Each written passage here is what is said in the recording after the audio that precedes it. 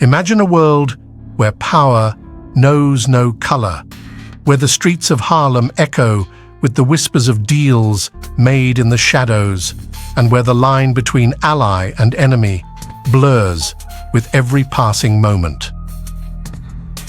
Welcome to the untold story of the black gangsters who dared to dance with the mafia. In the heart of America's criminal underworld, 5 men rose from the ashes of segregation to carve their names into the annals of history. These were not just ordinary gangsters, they were the architects of a new era, the bridge between 2 worlds that had long been divided by race and tradition. From the cunning mind of Bumpy Johnson, the undisputed king of Harlem, to the strategic genius of Frank Matthews, the Black Caesar of narcotics, these men rewrote the rules of the game. They forged alliances that defied expectations, built empires that rivaled their Italian counterparts, and left a legacy that continues to fascinate us to this day. Join us as we delve into the lives of these 5 extraordinary figures who dared to challenge the status quo, who played a dangerous game of chess with some of the most powerful criminal organizations in history, and who, for better or worse, changed the face of organized crime forever. This is the story of the top 5 black gangsters who danced with the mafia, a tale of ambition, betrayal, and the relentless pursuit of power in a world where the stakes are life and death. Are you ready to step into their world? Chapter 1: Shadows of the Underworld. The air was thick with tension, the kind that crackled like electricity through the dimly lit backrooms of Harlem. Here, in the shadows of the city's sprawling tenements, power knew no color, and alliances were forged in the darkness. It was a world where the line between lawful and lawless blurred, where ambition and survival trumped the constraints of race and society. Pernell Stacks Edwards stood at the center of this criminal web, his muscular frame and piercing gaze commanding attention. Once a bodyguard to the legendary Muhammad Ali, Stacks had traded his dreams of musical stardom for the lure of easy money and the thrill of the heist. Now, as he paced the floor of this nondescript safe house, the weight of his choices pressed heavily upon him. The Lufthansa job was supposed to be our big score, Stacks muttered, his voice laced with a mix of pride and trepidation. But Tommy, he screwed it all up. Now we're in deep. Across the room, Jeff Riddle, known as the Black John Gotti, leaned back in his chair, a toothpick clenched between his teeth. His scarred face betrayed a lifetime of hard-earned lessons in the art of survival. Ain't no one to blame but ourselves, Stacks. We knew the risks when we signed up for this game. The 2 men had forged an unlikely alliance, their paths converging in the treacherous world of organized crime. Stacks, the former bodyguard, and Riddle, the ambitious protege of a Youngstown mob boss, represented a new generation of black gangsters who had learned to navigate the predominantly white-controlled criminal underworld. Their stories were not unique. Across America, in the bustling cities of Harlem, Detroit, and Chicago, a new breed of criminal was emerging, one that challenged the traditional power structures of the mafia and sought to carve out their own empires. From the legendary Ellsworth Bumpy Johnson in New York to the fearsome France's Big Frank Nitti Usher in Detroit, these men had learned to leverage their connections, their cunning, and their willingness to use violence to secure a foothold in the shadows of the underworld. The rise of these black gangsters was a testament to the resilience and adaptability of the human spirit. Faced with the harsh realities of segregation, systemic racism, and limited economic opportunities, They had seized upon the only path to power and prosperity that seemed available to them, the world of organized crime. We're living in a time of change. Stacks, Riddle mused, his dark eyes narrowing.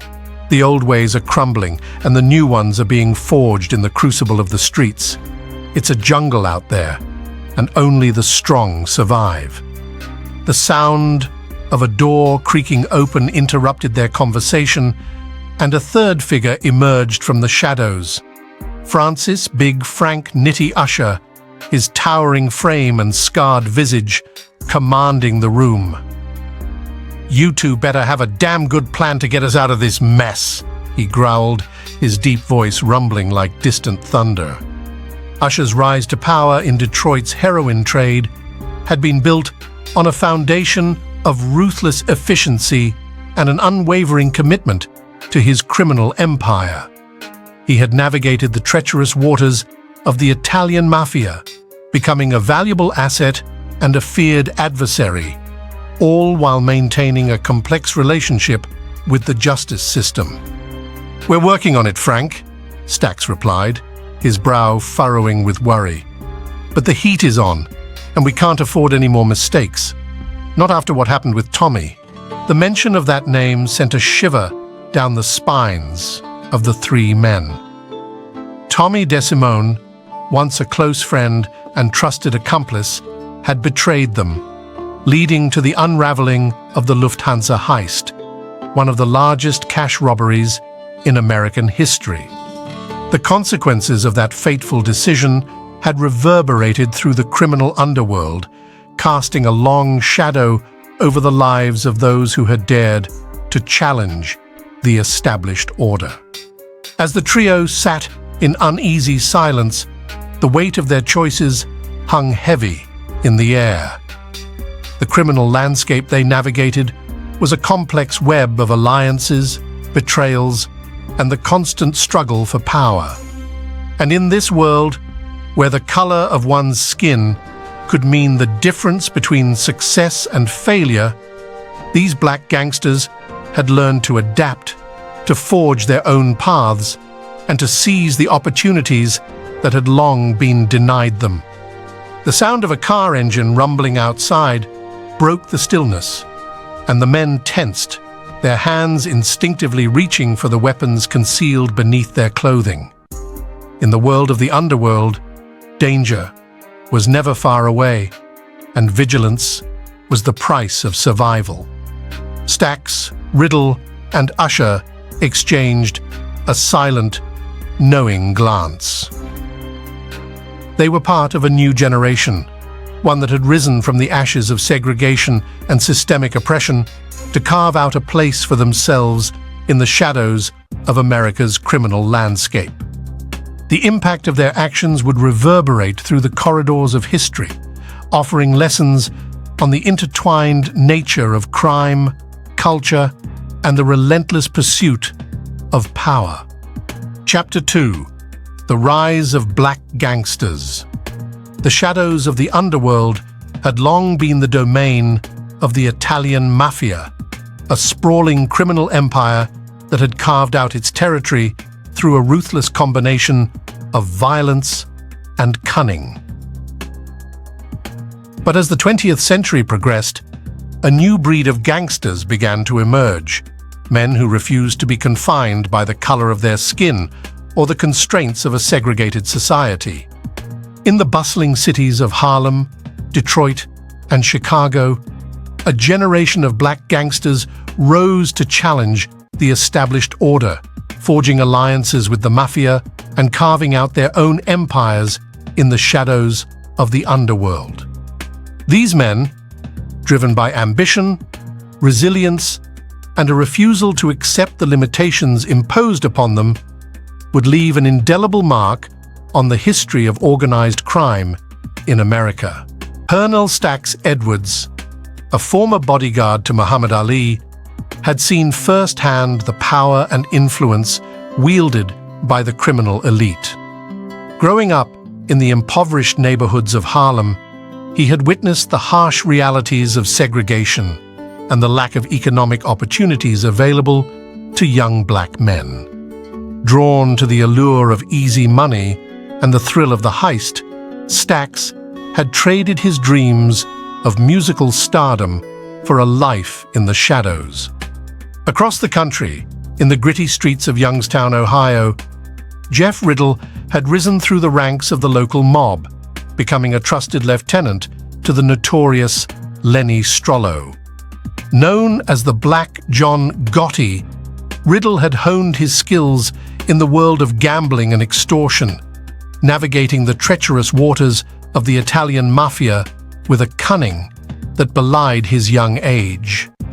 In Detroit, France's Big Frank Nitti Usher had carved out his own empire in the heroin trade, leveraging his connections with the Italian Mafia to expand his criminal operations.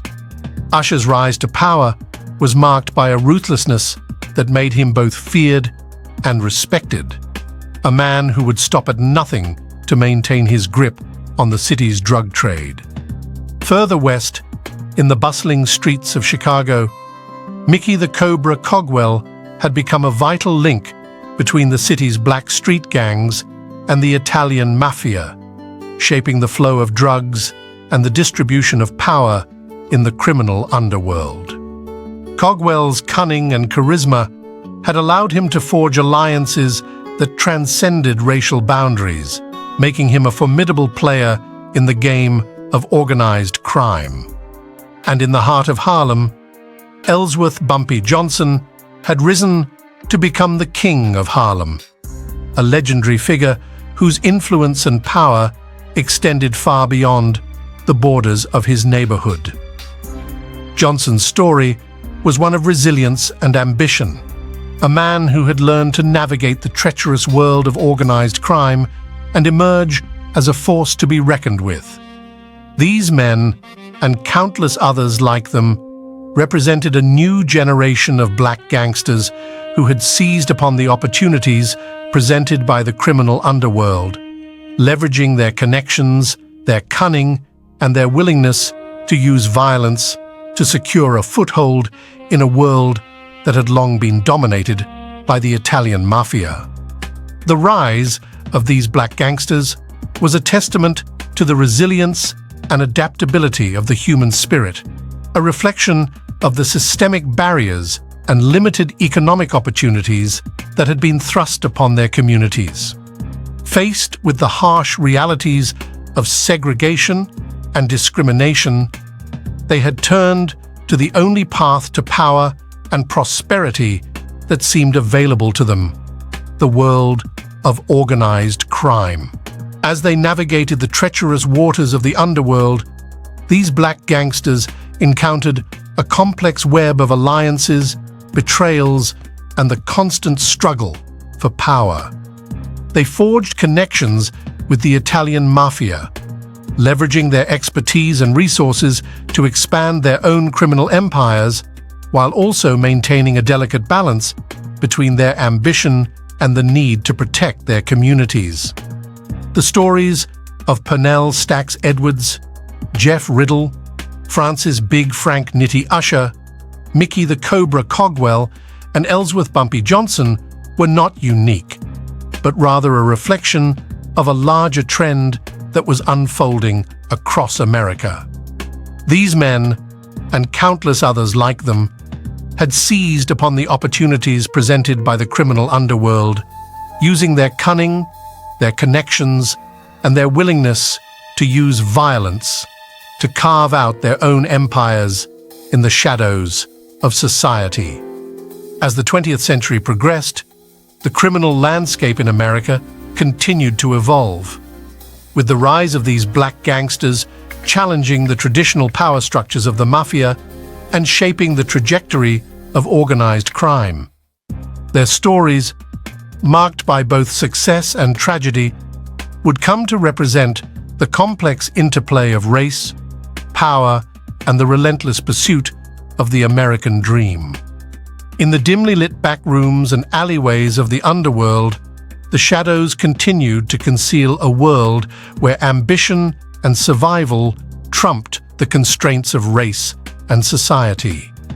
And it was in these shadows that the stories of Pernell Stax Edwards, Jeff Riddle, Francis Big Frank Nitti Usher, Mickey the Cobra Cogwell, and Ellsworth Bumpy Johnson would unfold, offering a unique and compelling perspective on the evolution of organized crime in America.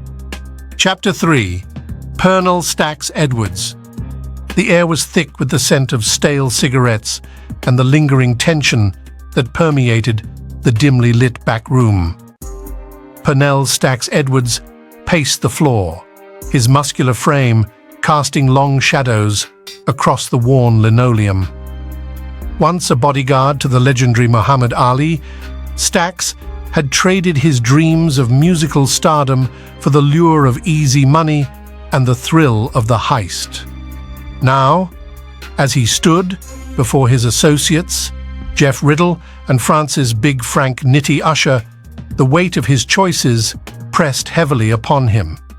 The Lufthansa heist, one of the largest cash robberies in American history, was supposed to be their big score, the payday that would cement their place in the criminal underworld. But it had all gone horribly wrong. "I can't believe Tommy did this to us," Stax muttered, his brow furrowed with a mix of anger and disbelief. "We were supposed to be brothers, man. How could he just turn on us like that?" Riddle, known as the Black John Gotti, leaned back in his chair, a toothpick clenched between his teeth. "Ain't no one to blame but ourselves, Stax. We knew the risks when we signed up for this game, and now we're in deep." Usher, the towering figure of Big Frank Nitti, fixed Stax with a steely gaze. "You better have a damn good plan to get us out of this mess, or we're all going to be swimming with the fishes." Stax swallowed hard, his mind racing as he tried to formulate a strategy. The Lufthansa job had been the culmination of years of planning and carefully cultivated connections within the criminal underworld. But Tommy's betrayal had shattered their carefully constructed web of alliances, leaving them vulnerable and exposed. As Stax replayed the events of that fateful night, his thoughts drifted back to his humble beginnings in Harlem. Growing up in the impoverished neighborhoods, he had witnessed firsthand the harsh realities of segregation and the lack of economic opportunities available to young black men. The lure of easy money and the thrill of the heist had been too tempting to resist, and Stax had traded his dreams of musical stardom for a life in the shadows.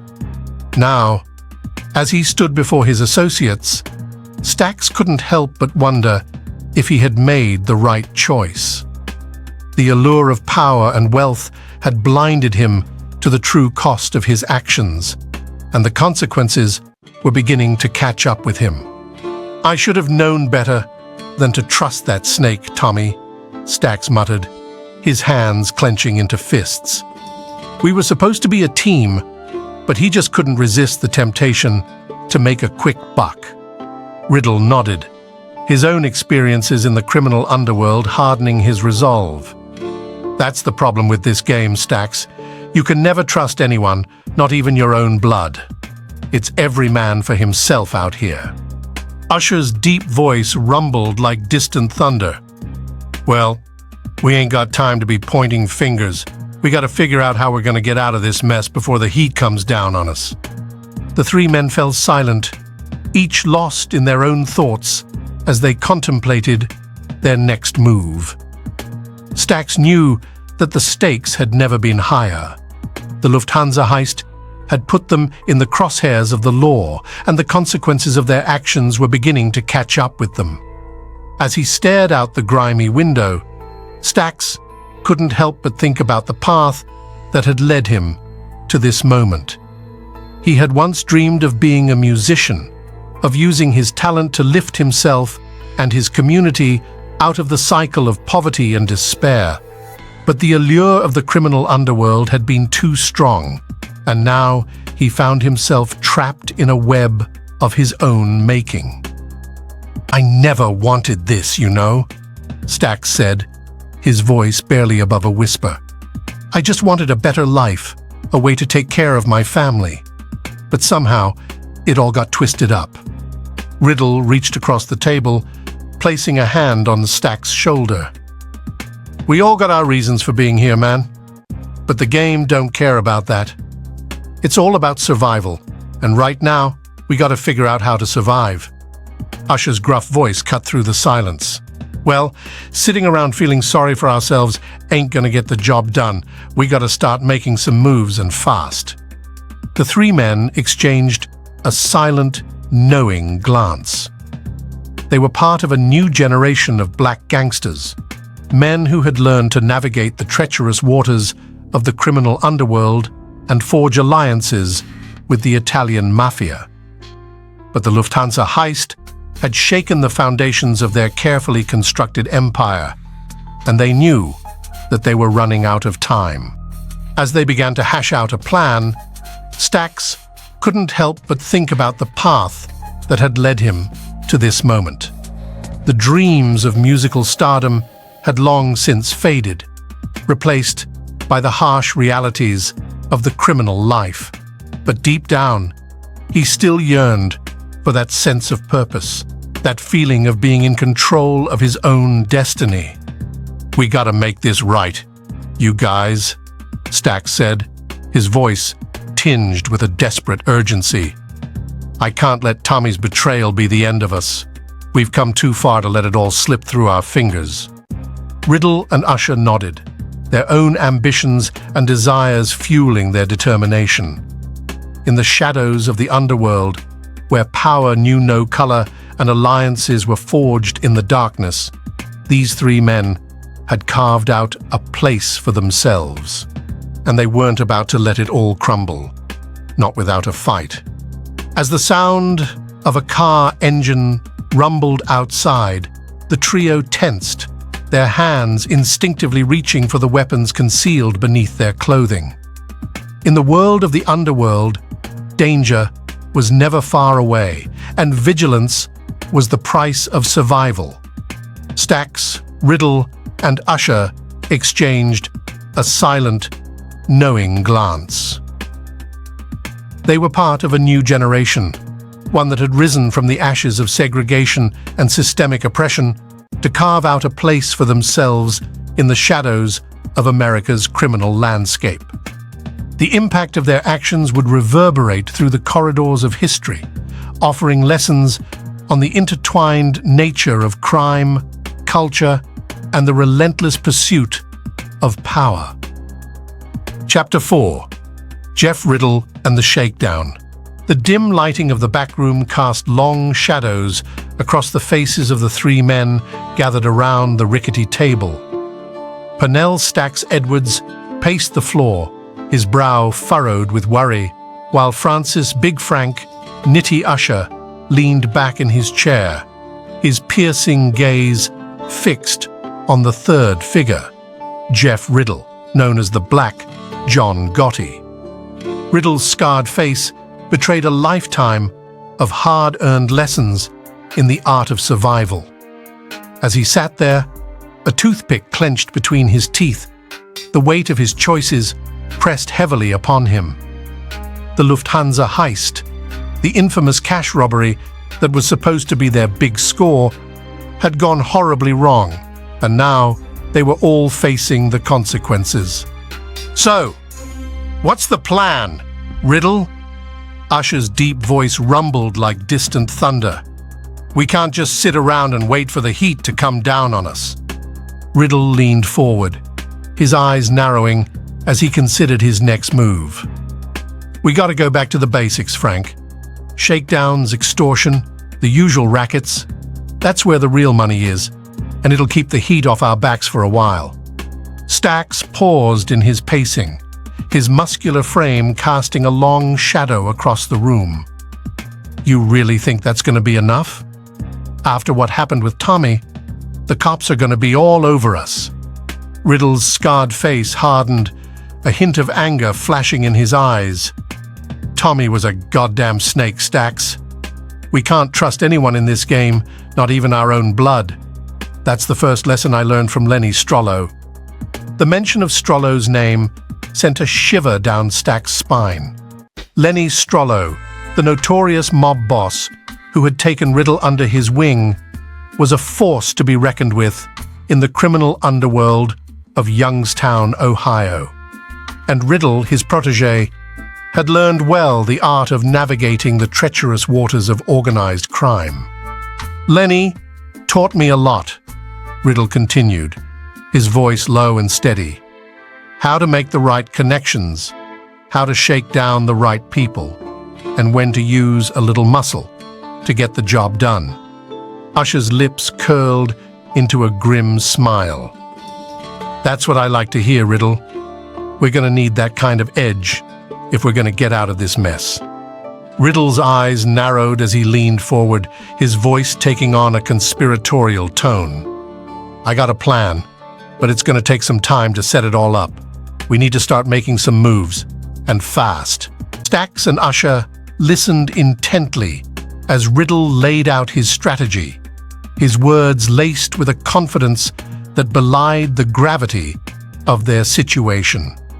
The plan involved a series of carefully orchestrated shakedowns, targeting local businesses and individuals with ties to the criminal underworld. It was a risky proposition, but Riddle was convinced that it was their best chance at securing the funds they needed to lay low and regroup. As the trio discussed the details of the plan, Riddle's mind drifted back to his own journey through the criminal landscape.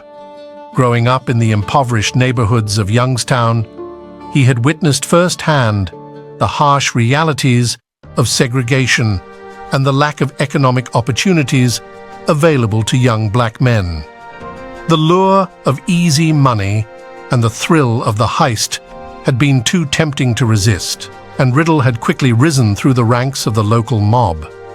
His relationship with Lenny Strollo had been a complex one, marked by both loyalty and ambition. Strollo had taken Riddle under his wing, recognizing the young man's potential and grooming him to become a valuable asset in the family's criminal operations. But Riddle's own ambition had always simmered beneath the surface, and he knew that one day he would have to make a move to secure his own place in the hierarchy. The opportunity had presented itself when Ernie Biondillo, a rival mobster, had threatened to encroach on Strollo's territory. Riddle had orchestrated the assassination, cementing his reputation as a ruthless and efficient enforcer within the organization. But the act had also highlighted the fragility of the alliances that held the criminal underworld together, particularly in a racially segregated landscape. As Riddle outlined the details of the shakedown plan, he couldn't help but reflect on the shifting dynamics of power within the world of organized crime. The rise of black gangsters like himself and his associates had challenged the traditional dominance of the Italian Mafia, forcing the old guard to adapt and forge new alliances. "This ain't just about the money, you guys," Riddle said, his voice tinged with a sense of purpose. "It's about sending a message, about showing these white boys that we ain't gonna be pushed around anymore." Stacks and Usher exchanged a knowing glance, recognizing the underlying current of racial tension that ran through their criminal enterprise. The world of the underworld might have been a place where power knew no color, but the realities of a segregated society still cast long shadows over their every move.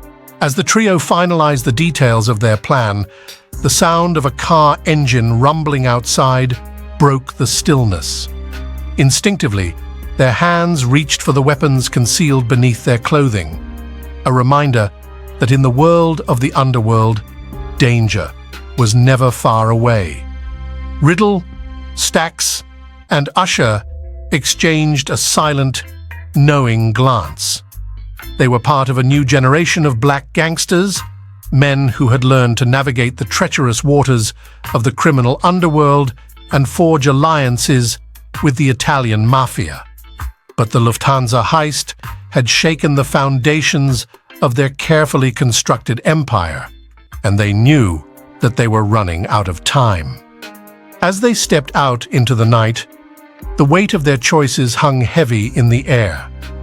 The criminal landscape they navigated was a complex web of alliances, betrayals, and the constant struggle for power. And in this world, where the color of one's skin could mean the difference between success and failure, these men had learned to adapt, to forge their own paths, and to seize the opportunities that had long been denied them. The impact of their actions would reverberate through the corridors of history, offering lessons on the intertwined nature of crime, culture, and the relentless pursuit of power. For Jeff Riddle, the Black John Gotti, this was just the beginning of a journey that would forever shape the face of organized crime in America. Chapter 5. The Power Players, Usher and Cogwell. The dim lights of the basement bar cast long shadows across the faces of the two men seated at the corner table. Francis Big Frank Nitti Usher leaned back in his chair, his massive frame exuding an aura of controlled menace, while Mickey, the Cobra Cogwell, sat opposite him, his piercing gaze fixed on the older gangster. "So, Usher, what's this I hear about you getting mixed up in that triple homicide in Detroit?" Cogwell's voice was low and measured, his words laced with a hint of challenge. Usher's scarred face remained impassive as he took a long drag on his cigar, the ember glowing in the dim light. "That's old news, Cobra. The cops couldn't make it stick, and you know how it is in this game. Sometimes you gotta do what you gotta do to protect your interests." Cogwell nodded slowly, his eyes narrowing. "I hear you, man. But you gotta be careful, you know? The heat's been on all of us since that Lufthansa job went south. Can't afford any more high-profile screw-ups."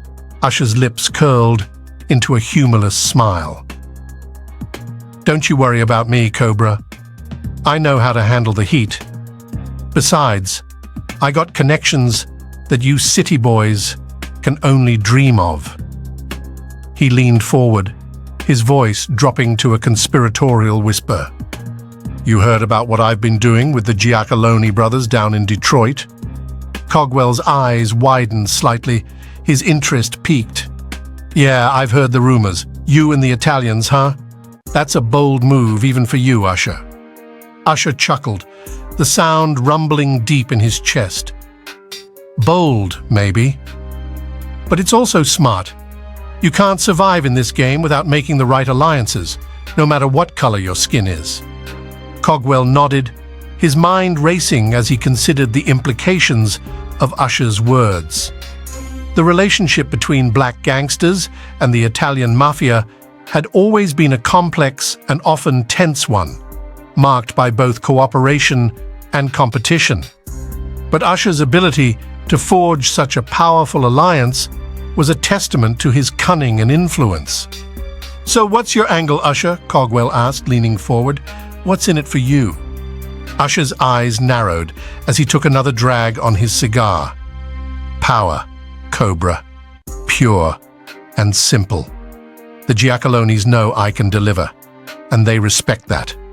Together, we're going to dominate the heroin trade in this city, and nobody's going to be able to stop us."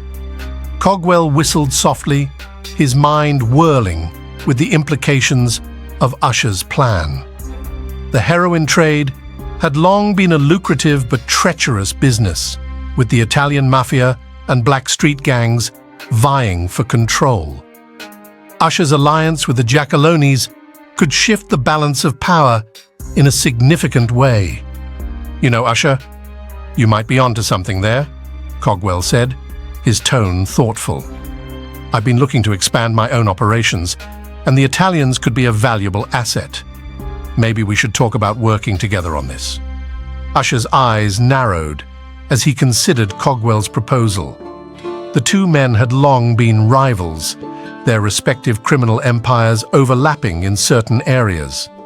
But Usher recognized the potential benefits of a partnership, particularly in the face of the growing pressure from law enforcement and the fallout from the Lufthansa heist. "I'll tell you what, Cobra," Usher said, his voice low and steady. "You bring your connections with the street gangs, and I'll handle the mafia side of things. Together, we can corner the market and make a killing." Cogwell nodded, a sly grin spreading across his face. "Sounds like a plan, Usher. But you know, we're going to have to be careful. Can't afford any more screw-ups like what happened with that triple homicide." Usher's expression darkened, a hint of anger flashing in his eyes. "That was a one-time thing, Cobra. I had my reasons, and the cops couldn't pin it on me. But you're right, we got to keep a low profile from now on." The two men fell silent, each lost in their own thoughts as they contemplated the implications of their newfound alliance. The world of organized crime was a treacherous one, where alliances could shift in the blink of an eye and betrayal was always lurking in the shadows. As they discussed the details of their plan, Cogwell couldn't help but reflect on his own journey through the criminal underworld. Growing up in the Chicago projects, he had seen firsthand the ravages of poverty and the lure of the street life. But unlike many of his peers, Cogwell had managed to navigate the complex web of gang politics and forge his own path to power. His relationship with the Italian Mafia had been a pragmatic one, born out of necessity rather than loyalty. Cogwell recognized the value of the Mafia's resources and connections, and he had worked tirelessly to position himself as a vital link between the Italian crime families and the black street gangs that controlled the drug trade in Chicago.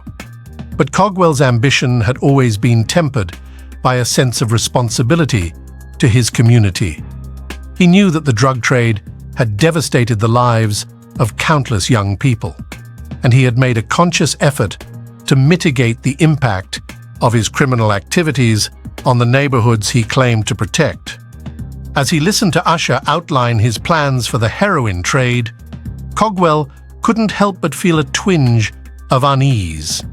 The sheer scale of their operation and the involvement of the Mafia raised the stakes significantly, and Cogwell couldn't shake the feeling that they were treading on dangerous ground.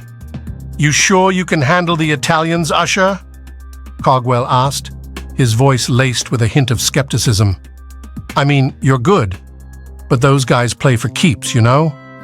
Usher's scarred face hardened, a glint of determination in his eyes. "I know what I'm doing, Cobra. The Giacalones respect me, and they know I can deliver. We're going to make a killing, and nobody's going to be able to stop us." Cogwell nodded slowly, his mind racing as he considered the implications of their alliance. The world of organized crime was a complex and ever-evolving landscape, and Cogwell knew that he and Usher were treading a fine line between success and ruin. As the two men shook hands, sealing their partnership, the shadows in the dimly lit basement seemed to grow longer, a silent reminder of the dangers that lurked in the criminal underworld. The impact of their actions would reverberate through the corridors of history, offering lessons on the intricate dance of power, race, and the relentless pursuit of wealth and influence in America's criminal landscape. Chapter 6. Ellsworth. Bumpy. Johnson, King of Harlem. The streets of Harlem were alive with the rhythm of life, the soulful melodies of jazz filtering through the air, the laughter of children playing in the alleys, and the hum of bustling activity that never seemed to fade, even in the dead of night. It was in this vibrant, yet often troubled community that Ellsworth Bumpy Johnson carved out his empire, rising from a troubled youth to become the undisputed king of Harlem. Born in 1905 in South Carolina, Johnson's early life was marked by the harsh realities of racial violence and segregation. As a young man, he fled the South, seeking refuge in the bustling streets of Harlem, where he quickly found himself drawn into the world of organized crime. It was here that he honed his skills, learning the intricate, chess-like strategies of the underworld from his mentor, William "Bub" Hewitt, a seasoned numbers runner. Under Hewitt's tutelage, Johnson's natural intelligence and cunning quickly became apparent. He possessed a keen eye for detail, an unwavering determination, and a ruthlessness that earned him the respect and fear of his peers. As he climbed the ranks, Johnson's ambition grew, and he set his sights on becoming the dominant force in Harlem's lucrative numbers racket.